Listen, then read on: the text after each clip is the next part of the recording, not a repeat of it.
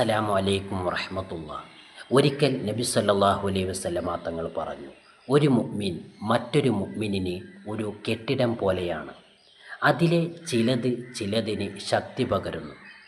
അതായത് മുഅ്മിനീങ്ങൾ ഒരു കെട്ടിടം പോലെയാണ് ജീവിക്കേണ്ടത്.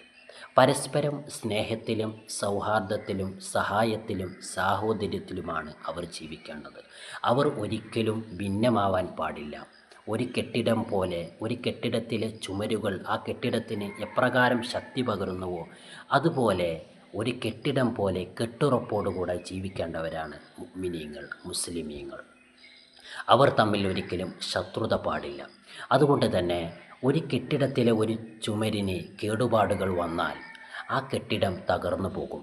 അതുപോലെ മുഅ്മിനീങ്ങളിൽ ചില ആളുകൾ മറ്റുള്ളവരോട് വിദ്വേഷം പുലർത്തിയാൽ, അതുപോലെ ദേഷ്യം പുലർത്തിയാൽ അവർ തമ്മിലുള്ള ബന്ധം അകന്നു പോകും.